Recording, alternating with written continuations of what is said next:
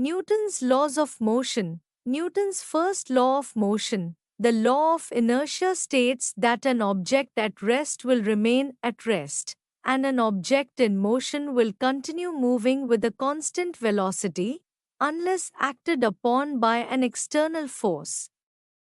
See Figure 1 and 2 below.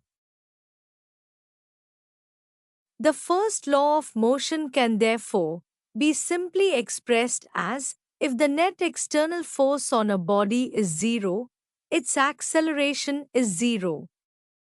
Acceleration can be non-zero only if there is a net external force on the body.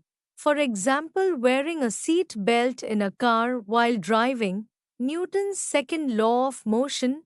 Newton's second law of motion states that the force exerted by a body is directly proportional to the rate of change of its momentum. Force is equal to mass into acceleration.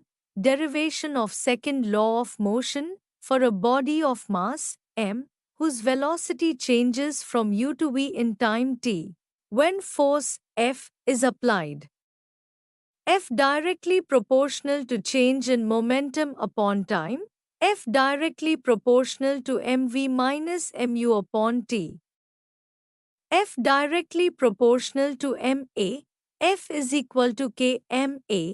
We can define unit force from the above equation.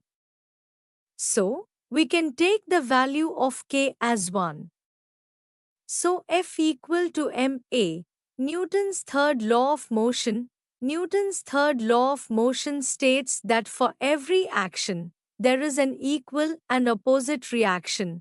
If body A puts force F on body B, then B at the same time exerts force F on body A, then F is equal to F. For example, see figure below.